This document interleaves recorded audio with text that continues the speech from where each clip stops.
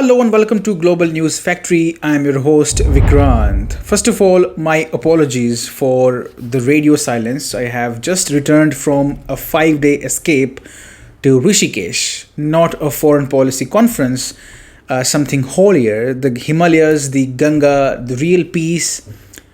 No defense deals, no EU drama, no Zelensky in a green t-shirt. Just bird song, river breeze, and a complete detox. While half the world was busy lighting new fires, I was watching the Ganges flow undisturbed, unbothered, ancient as ever. Now I'm back and all set to unpack the global circus once again. Let's catch up. The world has not exactly behaved in my absence. Here we go again. A new war is cooking against Iran, and this time the chefs are the Pentagon, IAEA, and the puppet media outlets. Let's break it down. 10 days ago, the US dropped dozens of bunker busters and cruise missiles on Iran's Fordow, Natanz, and Isfahan nuclear sites. Trump came out swinging, claiming the sites were completely and totally obliterated. Fast forward to now, Pentagon is quietly admitting, yes, Iran can bounce back within a few months. So much for obliterated.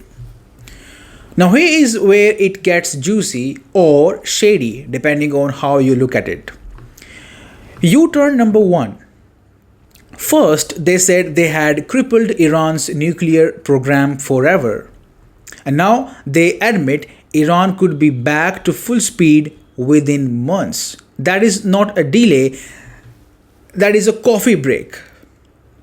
Why this shift?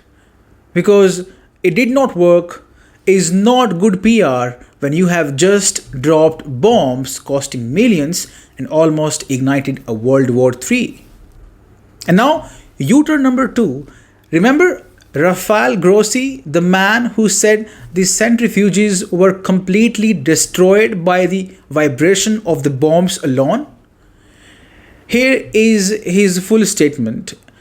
Given the power of these devices and the technical characteristics of a centrifuge, we already know that these centrifuges are no longer operational because they are fairly precise machines. There are rotors and the vibrations from the bombs have completely destroyed them. This was his statement after US struck those 3 sites. And now suddenly he is singing a new tune. His new statement is, it is not total damage. If Iran wants, they can restart things quickly. Hold on, how does Grossi know that? Because Iran has banned IAEA from accessing its nuclear sites, no inspectors, no data, no visits. So unless Grossi has X-ray vision or a spy balloon floating over Fordow, this is pure speculation. And just when you thought the story could not get more obvious, ABC and other Western outlets step in. Their headline, after US and Israeli strikes, Iran may be more dangerous. Oh wow, who could have seen that coming? Let's get this straight.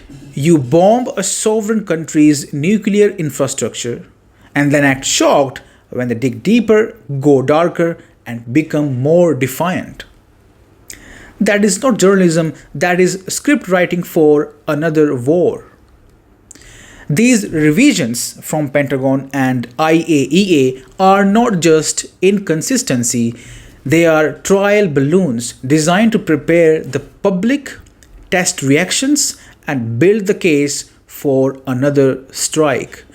You can almost hear the drums. Iran is rebuilding, Iran is racing toward the bomb, Iran is more dangerous now. We have seen this movie. Iraq was weeks away from WMDs. Libya was about to massacre civilians. Syria crossed a red line. Now Iran is more dangerous than before the strikes. Translation, round 2 coming soon, buckle up.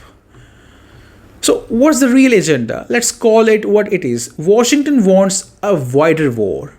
They want to drag Iran into a long, grinding conflict just like they did with Russia in Ukraine. Break the economy, isolate the regime, push for collapse, and if you are lucky, sell a few $billion worth of weapons along the way. The IAEA's credibility is now a rubber stamp.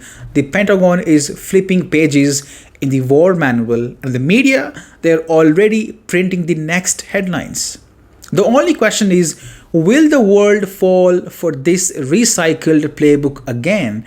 Or will someone finally call out this circus for what it really is, a scripted push for war disguised as concern?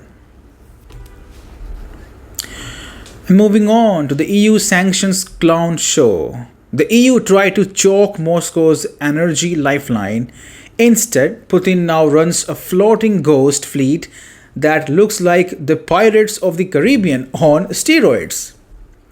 3 years back, Russia had fewer than 100 ghost tankers. Now, anywhere somewhere close to 600, depending on whether you are counting the ones masquerading as Liberian, Panamanian, or Martian. Here is the kicker: almost 40% of these Putin tankers were bought from European sellers. Yes, the same Europe that is screaming about cutting off Russian oil and gas. Apparently, when it comes to cash, morals drown faster than their tankers. Europe's sanctions are basically fueling Russia's shipping boom. This is not isolation, this is subsidized expansion. And do not even get us started on the EU's brilliance. They have sanctioned 270 tankers, 270, but all Russia has to do is rename them, repaint them, and reflag them.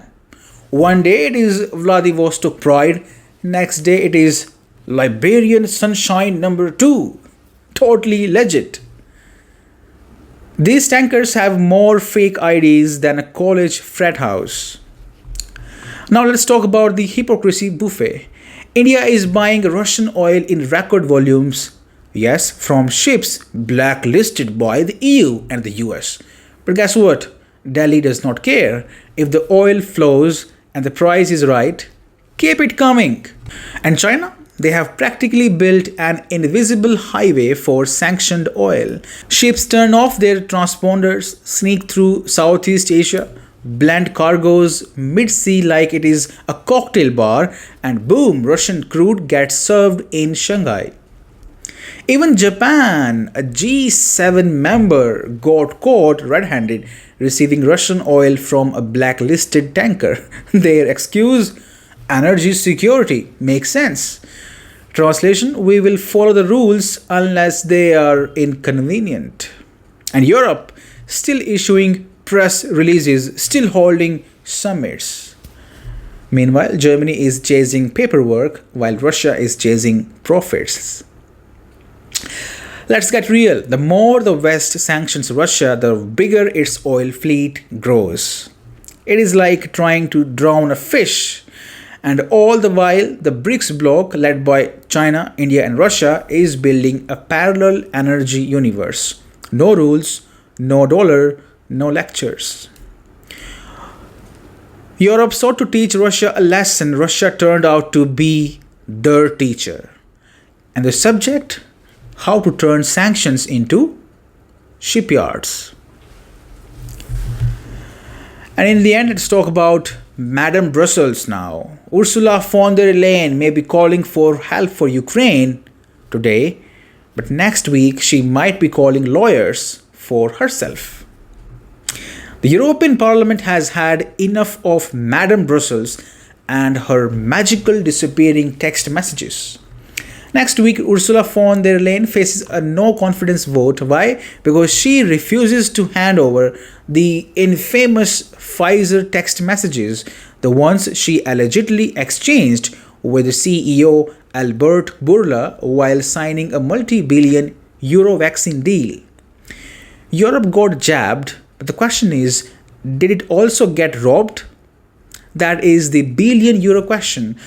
The EU's top court already slapped the Commission, saying it failed to provide credible justification for not releasing the texts. And yet, Ursula remains silent, like someone hiding their exam paper after scoring a zero. Now, Romanian MEP George Piperia has led the charge. He is not just questioning the vaccine deal, he is accusing von der Leyen of institutional overreach, arrogance, and shredding public trust. Parliament will debate the motion on July 7th and vote on July 10th. Now, before you get excited, yes, the vote will likely fail because Ursula's centrist cartel still protects her like she is the queen bee of Brussels. But even her allies are fuming behind closed doors.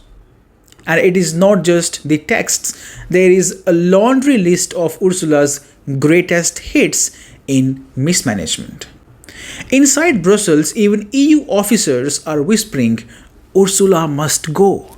Why? Because she has been sitting on files, blocking decisions, and turning the Commission into a black hole. One Brussels official told Die Weltwoche that removing her would unblock many processes. Translation, she is the human bottleneck. Let's also not forget her growing unpopularity. Inflation is high, energy bills are brutal, farmers are on the streets, and Ursula is too busy playing war games and making pharma deals. Next week's vote may not dethrone her, but it will leave a dent, a very public one, because even Brussels is realizing something the rest of Europe figured out long ago. Ursula von der Leyen is not the solution, she is the problem. So yes, she is making calls to save Ukraine, but she should start preparing a farewell speech to save herself. And that is all in today's episode. Thanks for staying with me. You're watching Global News Factory.